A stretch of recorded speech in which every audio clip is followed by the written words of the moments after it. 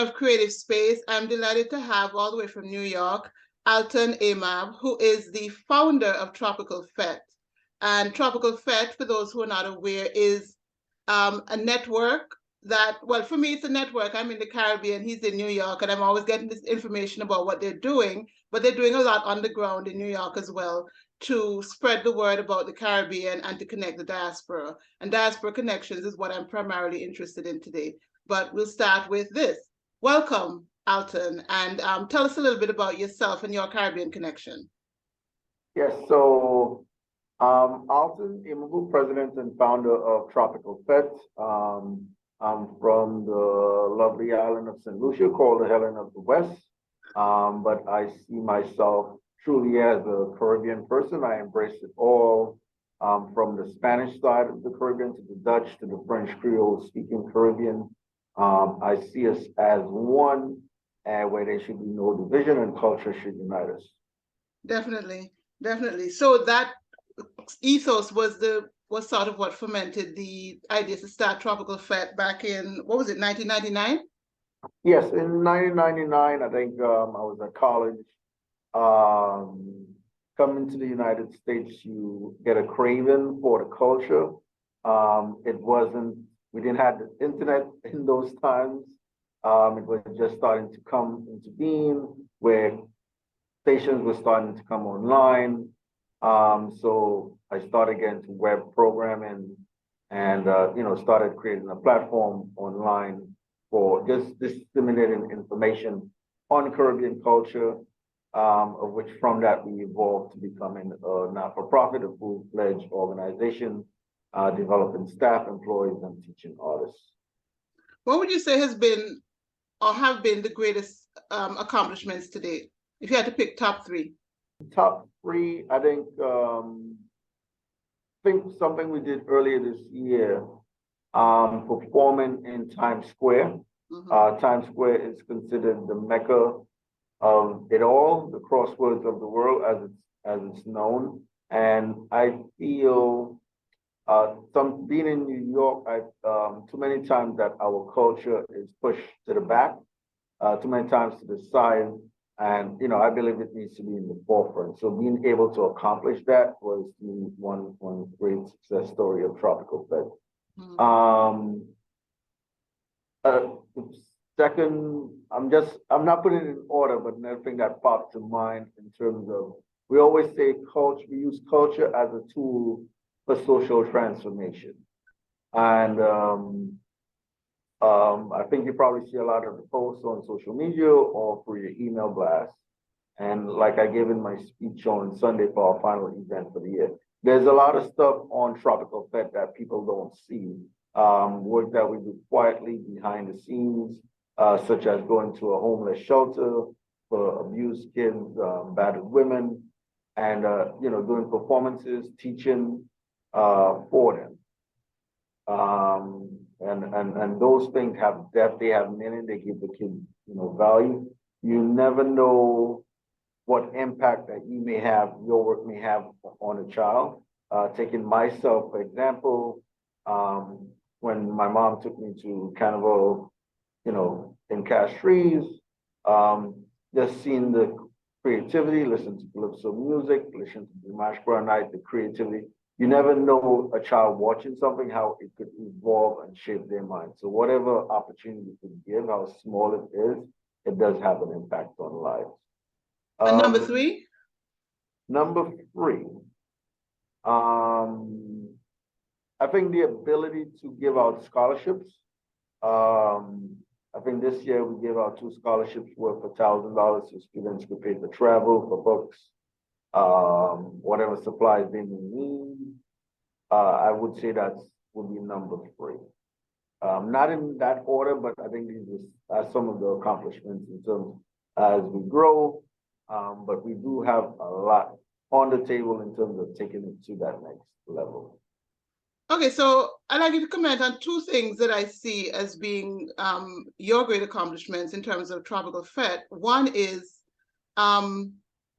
keeping the Caribbean alive in the diaspora space, because I know that sometimes there can be that disconnection that happens, but you're doing things, as you said, in the schools, in different kind of intersecting with other programs, kind of making the Caribbean, because we're a wellspring of talent. I don't think we realize, and we're all over the world. I don't think we realize how potentially great we are if we could all just be connected. And so that to me is the key thing that you're doing. You're keeping it alive over there. And you're also keeping home and diaspora connected. And I think that is vital as well, because we are a huge resource and we're a huge network if we only realize it. Would you comment on those two things that I see as being among your greatest accomplishments? I think what you mentioned is correct. When people come here, they're away from home. New York is a city of immigrants. New York City is a city of immigrants.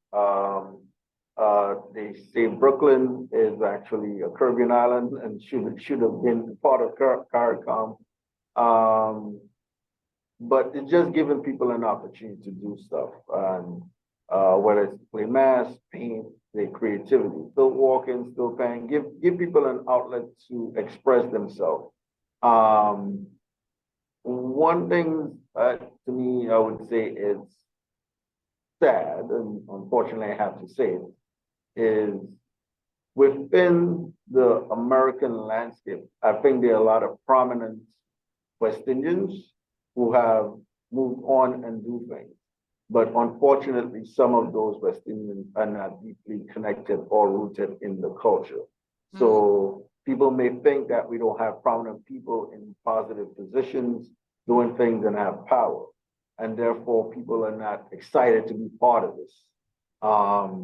And I think we have to just tell our story and our accomplishments and what we have done a little bit better to do that connection. But that's part of what I was referring to with my latter point in terms of realizing how powerful we are and how, like, we're kind of in all areas of life and all over the globe. If you had to just pitch that to us, even us back home, that the value of our Caribbean identity and our contribution to arts and culture globally, how would you frame it? We have a product, and we have to present it professionally. And I'll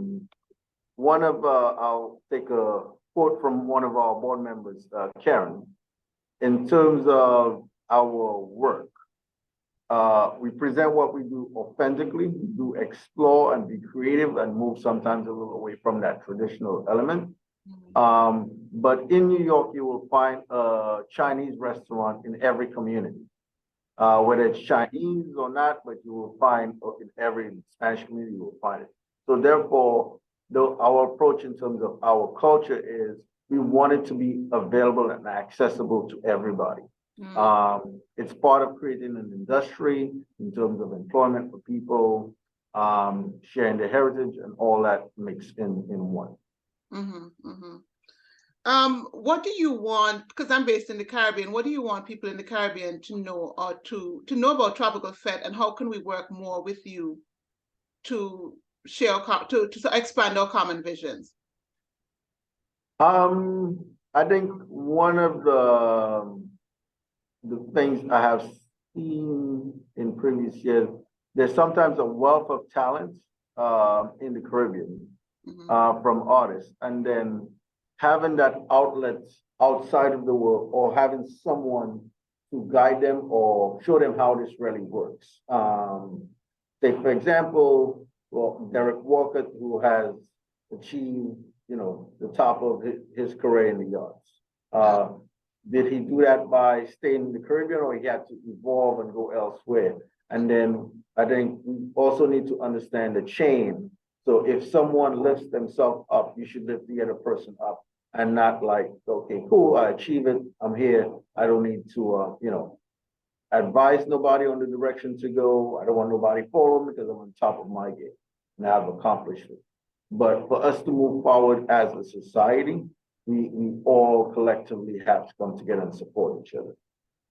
Okay, so can we stay in that space for a minute and be specific about that? If I'm a soca artist in St. Lucia, Antigua, pick a Eastern Caribbean island, one of the smaller islands, and I have reached the apex there, there's a network throughout of Caribbean people throughout the world. How do I access that? How do I, as you say, use the chain to climb up? So with Tropical Fete, we try to create workshops to teach artists in terms of the resources that are available, such as copyrights and royalties. Let's say you're an author, which I understand you are. Well, what are the book festivals that I should be sending my book to? What is the criteria for my book to be in an actual physical store at Barnes and Noble? I learned quickly when I came to this country, numbers matter. And that's how things get done. Numbers in terms of how many people you serve. And if you listen to a basketball game or any sports game, you hear a number of things of different stats. Some stats you think that doesn't matter, they have it and recorded, and documenting your work and your history. Looking at the costumes in terms of creativity on that angle, well, I tell some of the designers, hey, Peter Michel was able to get a contract to do the Barcelona Olympics as a mass designer. So why can't we explore and go into those fields, etc.? Rihanna is from the Caribbean. She's a Grammy Award-winning artist. She's going to be performing at the Super Bowl. So we do have people there, and sometimes there's a disconnection in trying to get to that network. And I think one of the most important things, you might be very creative, very talented, but if you're not business oriented, I can assure you your talent is not going nowhere. Yeah, I believe the network and networking and also awareness is very important. One of the things I try to do is I try to stay connected with, but I'm one person, right? You're one person. The network is interlocking chains. So I try to stay connected with what's happening so that I can share it, which is what I know you do through the newsletter. So I guess at a minimum, make sure that whatever you put out, the network is aware of it because we can amplify each other. Definitely. So for example, you mentioned like one thing I'd like to do, going back to Carnival, like, okay, well, you see those lovely pieces that come out for Carnival. Would like to bring those pieces to our festival. How do we connect with those people? Then we go to the Caribbean Tourism Board, or the individual consulate generals. And sometimes, unfortunately, you don't really get the support that you need. And sometimes they don't see how that could benefit their people or move forward. But it's a question of being open, understanding change in society. With the new generation, I always default to the young ones for some advice. And just keep growth and things changing. Has that been the major challenge for you, is getting people to buy into the vision? Because you mentioned going to different institutions that presumably could be that link. And sometimes them not seeing quite what you're doing. Am I interpreting that right? I won't say buy into the vision. I think the minute people see it, they will buy into the vision. So for example, our show we've done last Sunday, the Consulate General Office from Trinidad and Tobago was there, and they were very impressed with what we did. But the vision is one thing, then the work is another thing. Yeah. So people might say, yes, this is a great idea, but then time to come execute it, some people are nowhere to be found because phone calls have to be made. Funds have to figure out how those funds are going to come through. The people with the access for the fund might not want to pick up the phone call, and then the people with the resources might not want to burden that resource on you and what have you. So it's a building process, and just we're here to prove our point and to make it forward. Do you still feel energized and inspired by the work, or do you get discouraged?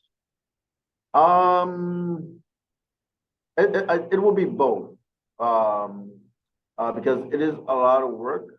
But sometimes when you see the finished product, you feel inspired and energized.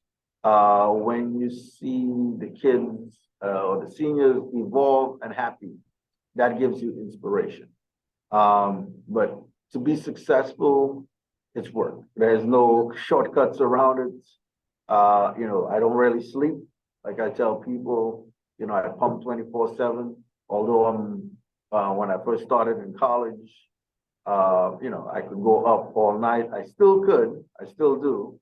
But I'm at a stage where I realize that I need to put certain things in place, such as ownership of a building for the organization, a proper in place in terms of administrative personnel to leave on that legacy, and also empowering the young ones with the knowledge. Because I have a wealth of knowledge, but for me, it's a waste of time if I don't pass that knowledge down. Someone told me the greatest place and most richest place in society is the cemetery, because so many people die with a wealth of knowledge and don't pass it down. No, So, I agree with you 100%. The nonprofit that I'm involved with in Antigua, I've been running it since, well, it wasn't a nonprofit until last year legally, but I've been running the program since about 2004. And one of the crossroads for me was realizing, one, I can do the no sleep thing continuously, but I need to put the foundations down so that it can build and grow in spite of me, beyond when I fall down and so on. It sounds to me that you're saying a similar thing. You want this thing to endure beyond your energies to do it. correct. Yeah. Correct. And may I ask, I did tell Shan that I'll also be interviewing you also, not just you interviewing me. So could I ask a question? Sure. Could you tell me about your not-for-profit in terms of what you do? So the Wadadli Youth Pen Prize its mandate is to nurture and showcase literary arts in Antigua and Barbuda. Our two main projects are the annual writing challenge, which also sometimes segues into a visual arts challenge, and the website, which has, well, the blog, which has become a data resource. We have information on publications out of Antigua, the Caribbean, resources for writers, basically anything, because I'm a writer in Antigua and Barbuda. I've published 7 books of fiction with different publishers in the UK, the US, the Caribbean. And as a writer operating out of the Caribbean, starting as you did, like my first book was published in the early 2000s. So starting as you did, when the internet was not the explosion that it is now, and having to build and learn and grow and figure out things. So I try to share what I've learned through the years in that space. We became a legal nonprofit in 2021, and we're working on building. But that's basically what the project is about, is nurturing and showcasing the literary arts. And that's one of the reasons that I'm always looking to connect with others like me who are about the arts and about culture and Caribbean culture. So that's it in a nutshell. If you have more specific questions, I'll answer them. Well, I was trying to answer one of your previous questions by asking you a question. So I love what you just said.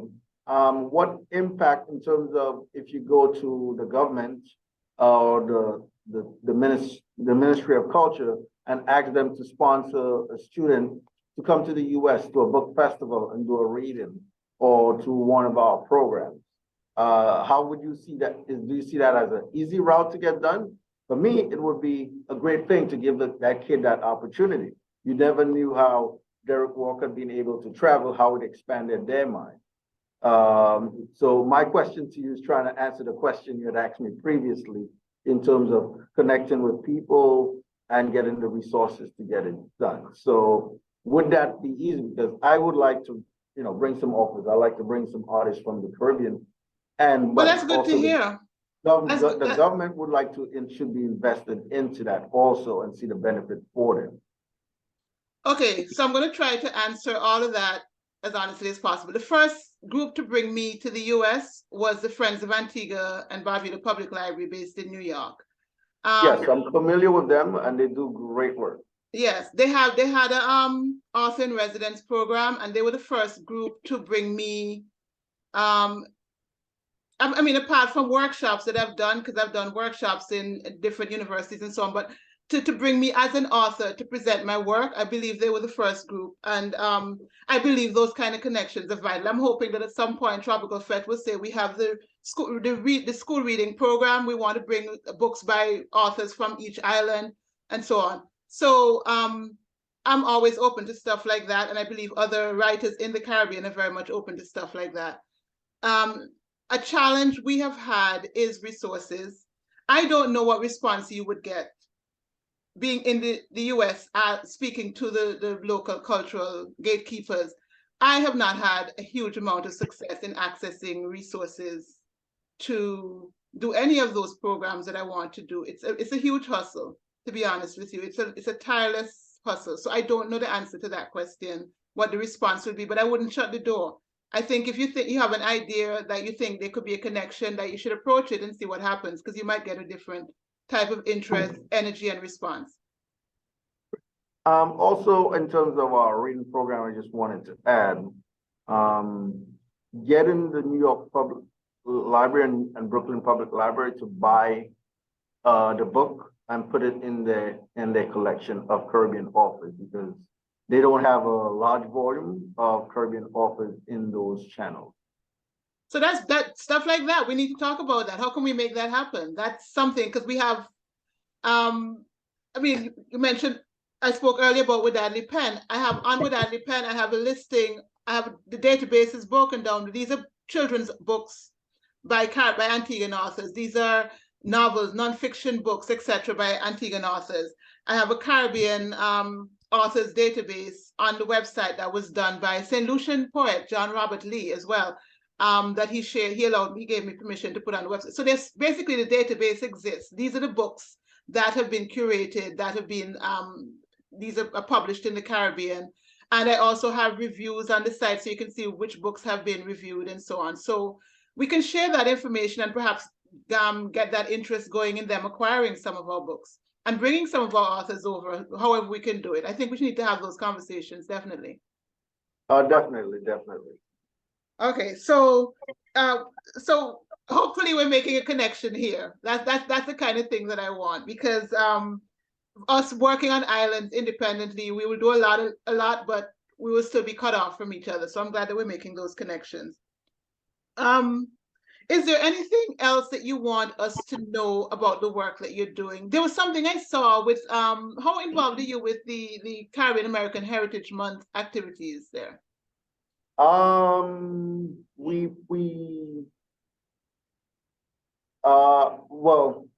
So Caribbean Heritage Month is in June in the United States. That was gone into effect during the term of the George W. Bush administration, where I think a number of organizations had to sign a petition that went to the Library of Congress to make it official in the United States. It is Caribbean Heritage Month in June. So we do a number of things in terms of our own production, in terms of a reading program in June that's done with the Brooklyn Public Library, the Queens Library, the Manhattan Library, the Bronx Library. We're going to expand this year, and also Barnes and Noble, which is the main platform for selling books. And then we produce a Carnival festival we did last year. Okay, you're talking my language, because anything with libraries and books, as you start listing off the libraries, I'm like, okay, that's the link up right there. You're doing a radio program through the libraries. That's something that Caribbean authors need to get on board with, yeah? Yes. Definitely. Okay, so is there anything else you want us to know that I may, because I'm kind of going through my notes to make sure I'm not missing anything. I'm good. I'm sorry for trying to take over your interview, so my apologies. No, do you have anything else you want to ask me? No, I'm good. I'm just in terms of the connection, I think not just set up a meeting with myself, but you could probably set up a meeting with Shan. Oh, I'm emailing you as soon as we get off this Zoom. I'm like, oh, he's interested. Let's make it happen. Let's discuss what can happen. Yeah, so email Shan. Shan works with me. We meet regularly. So we could tell you what the building process is and what we have in mind. Shan did mention you as a possible person to, interview for our program in June. So yes, the answer is yes. From January, we'll definitely be putting our list of offers together. Yeah, so I'm happy to have those conversations and to share as much as I can with the network that I have, so that we can find ways to support each other, because it won't be a one-way street. Obviously, one of the reasons I'm doing this is I want people here at home to know more about what you're doing as well. So is there anything you want to say specifically to people at home before we wrap? One love, enjoy. When next are you gonna be in the US? Is that me? I have no Yes. idea, so we'll see. But thanks again for doing this. I really appreciate it. And I want to say I see the work. I know sometimes it's not always seen, and you feel it. That's why I asked you about the energies and the feeling inspired feeling, because I go through those cycles as well. And it's important to kind of feed yourself what you need so you can continue to do the work and to lay the foundation so that the work can continue beyond you. That's important to me. And I see a connection as well in your energies and your vision. So I appreciate the opportunity to have the conversation with you, and I look forward to continuing the conversation. Thank you. Okay, cool. And are you in media? Sorry? Are you in media, like radio, TV platform?